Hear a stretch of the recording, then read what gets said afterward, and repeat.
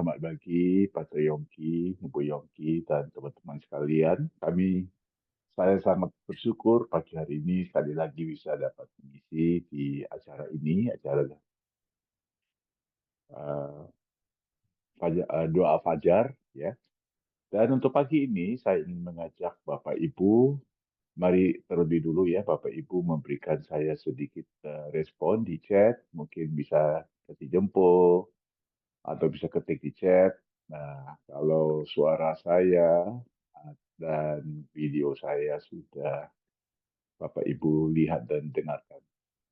Ya, oke, terima kasih. Nah, untuk pagi hari ini, saya ingin mengajak Bapak Ibu, mari kita bersama-sama merenungkan satu teks di dalam surat kepada orang-orang percaya, orang-orang Ibrani yang percaya di Ibrani pasal 11 ayat 24 sampai ayat 27. Ya, sekali lagi Ibrani 11 24 sampai 27, dan saya akan membacakan 4 ayat yang ada dalam teks yang sudah saya pilihkan pagi ini, dan sementara saya membacakan ayat-ayat ini saya akan juga memberikan sedikit perbahasan mengupas ayat-ayat ini, Saudara. Ibrani 11 ayat 24 sehingga ayat 27 memberikan satu gambar besar tentang kehidupan orang bernama Musa. Musa itu lahir kepada keluarga Ibrani, di keluarga orang Ibrani, di ya waktu itu orang-orang Ibrani merupakan pendatang di tanah Mesir. Mesir merupakan penguasa paling besar di dunia pada waktu itu. Dan pada waktu Musa lahir, orang-orang Ibrani yang sudah sekian lama di Mesir, mereka sudah menjadi budak di Mesir.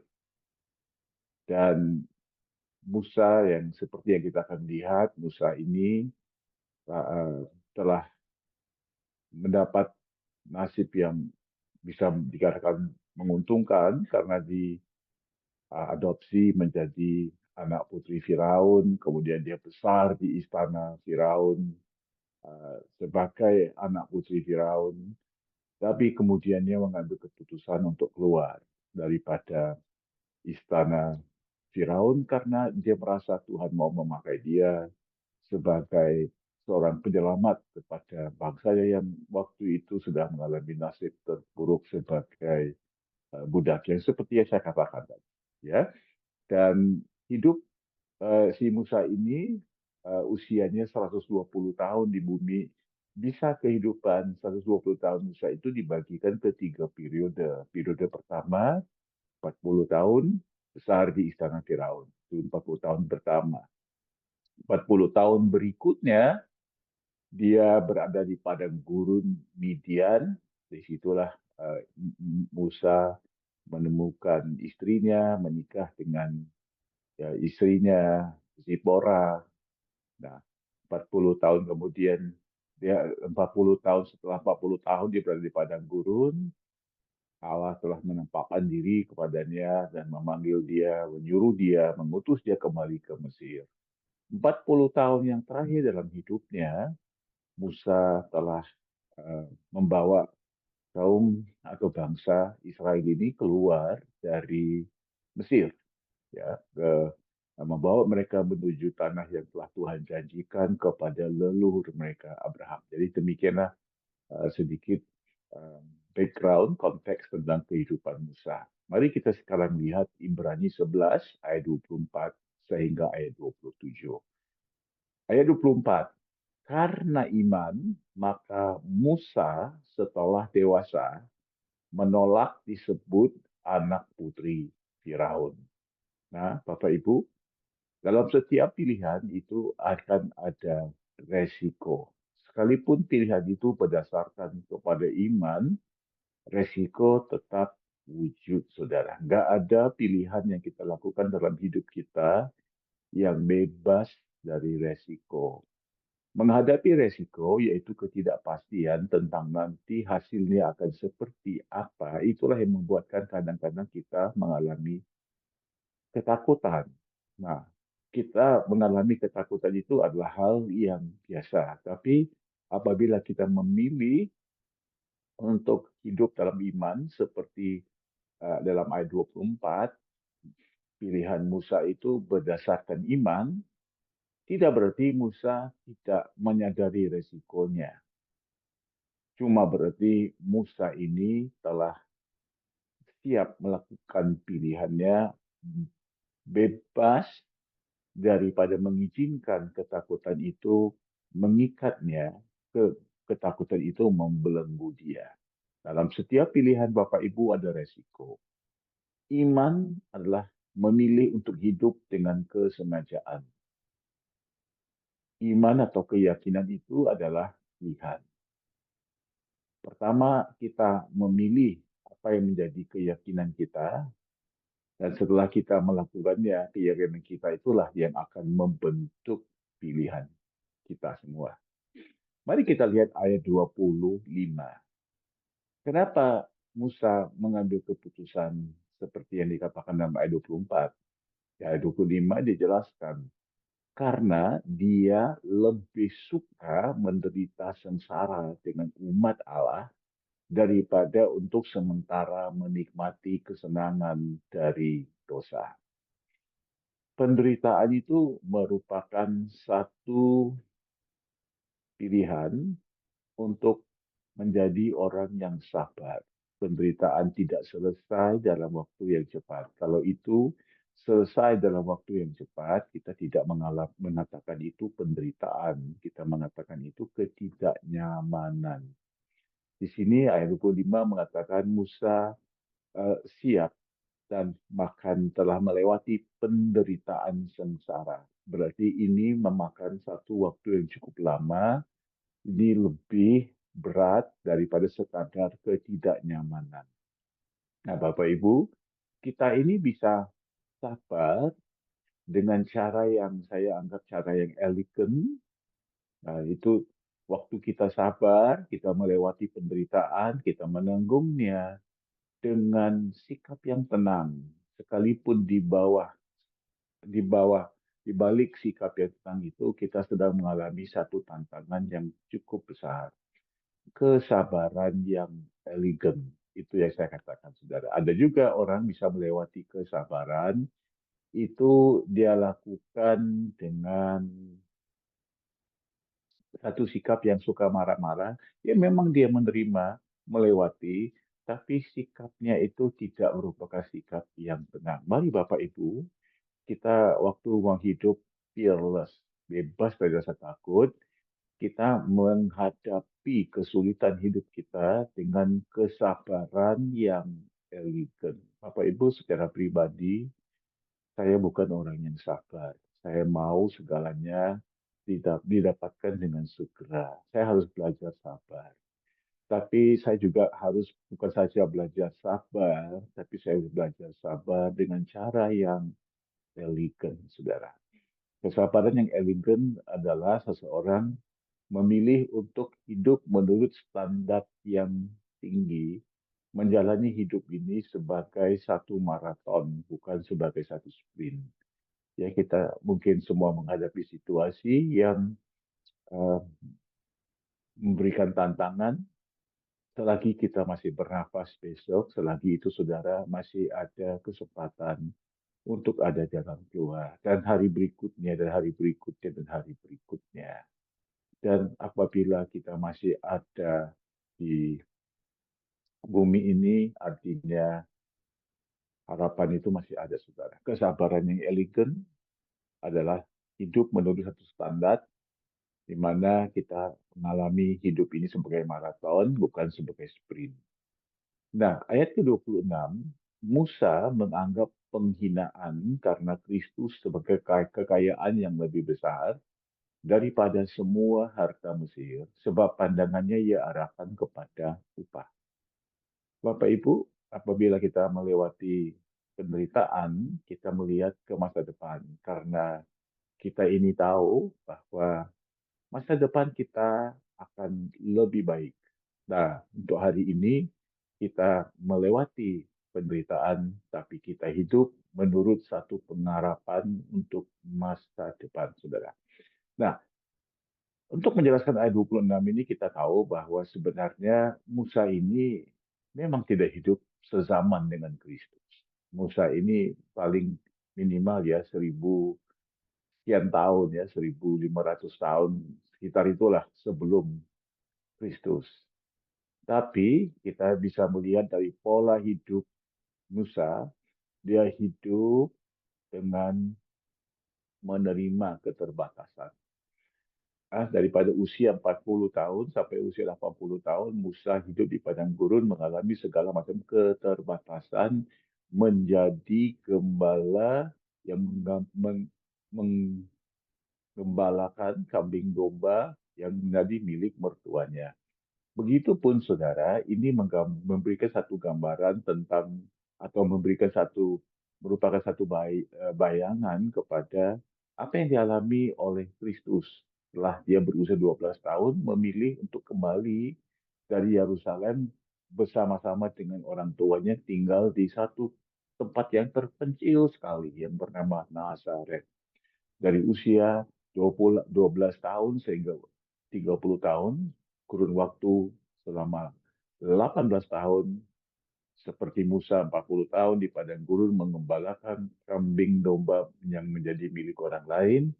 Selama 18 tahun itu, Yesus hidup sebagai anak tukang kayu, memberikan jerih payahnya untuk memajukan usaha seorang lain. Ya, itulah sebabnya ayat 26 ini memberikan pengertian bahwa seperti apa yang dialami oleh Kristus itu pun dialami oleh Musa.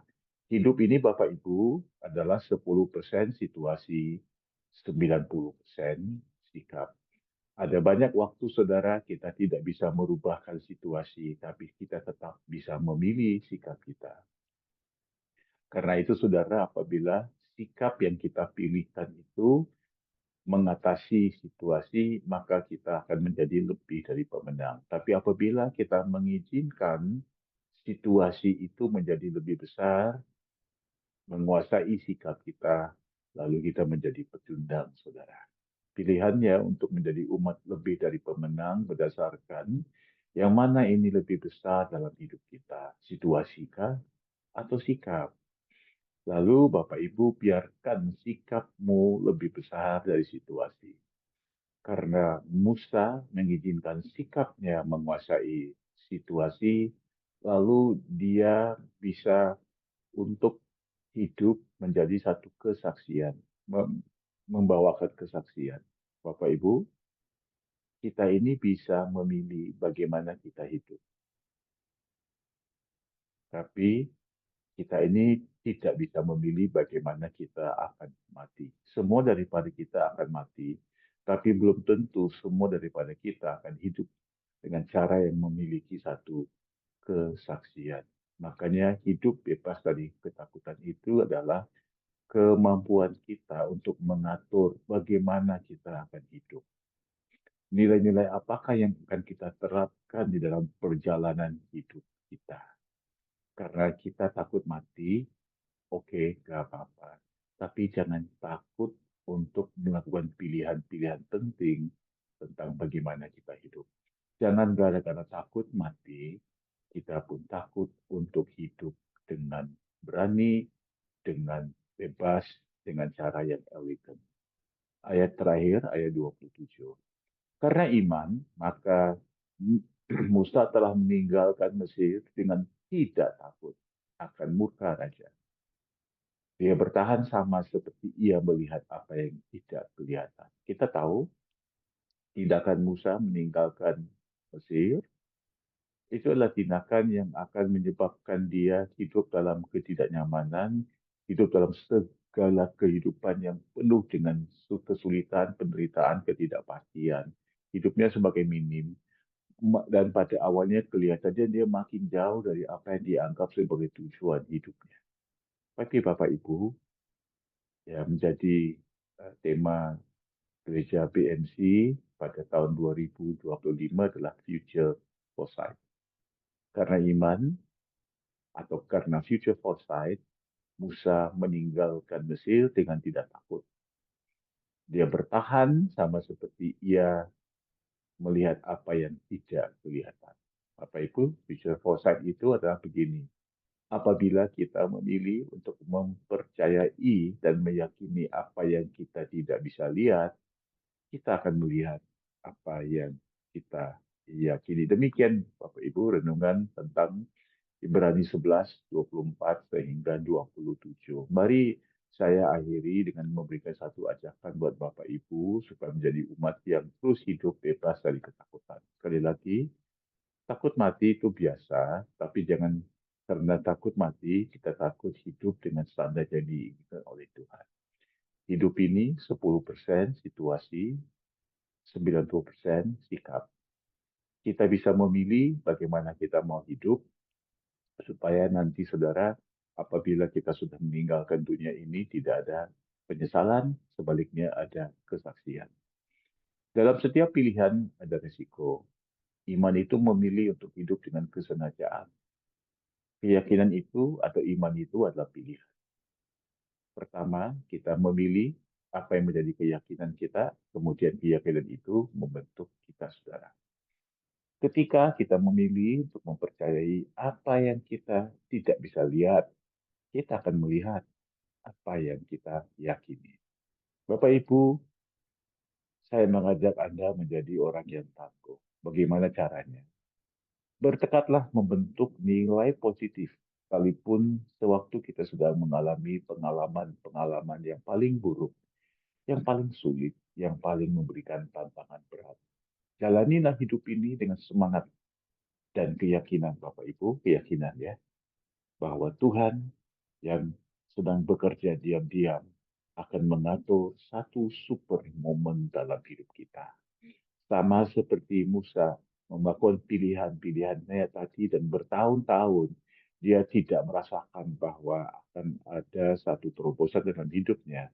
Tapi tanpa dia sadari, ada satu super momen yang Tuhan telah aturkan di dalam kehidupan Musa, yaitu di padang gurun di Semaguri itu telah Allah telah menampakkan dirinya. Tiba-tiba satu hari super moment telah termanifestasi dalam hidupnya Musa. Makanya taatilah proses setiap saat dan hari demi hari. Betapapun lamanya. Sesungguhnya kegigihan, ketangguhan, itu adalah semangat dan ketekunan untuk tujuan jangka panjang. Karena hidup ini adalah maraton, bukan sprint. Kegigihan dan ketangguhan memiliki stamina untuk menempel dengan masa depan yang sudah direncanakan Tuhan. Tanpa dibelokkan oleh kenyamanan sementara atau dipatahkan oleh kesulitan hari ini. Sekali lagi, kegigihan dan ketangguhan itu memiliki stamina, yang sudah tentunya itu diberikan kepada kita oleh Tuhan. Stamina untuk menempel, berpegang kepada masa depan yang sudah direncanakan oleh Tuhan. Yang dimananya juga Tuhan sudah mengatur satu super momen untuk kita. Tanpa kita dibelokkan oleh kenyamanan sementara atau dipatahkan oleh kesulitan hari ini.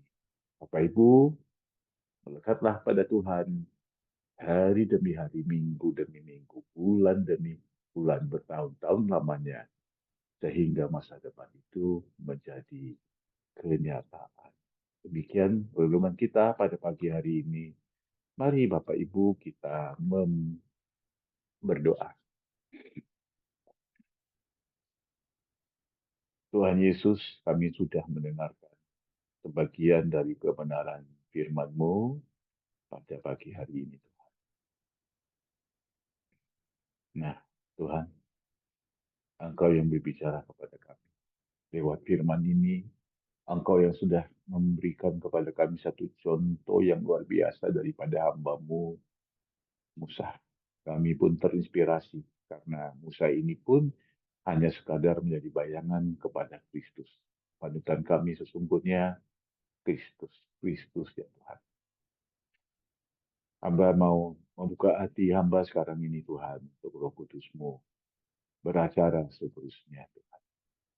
Hamba mau berdoa untuk anakmu Nike Anderson itu Tuhan. Nike, kami berdoa supaya dalam kehidupanmu Anda selalu menjadi panutan buat orang lain.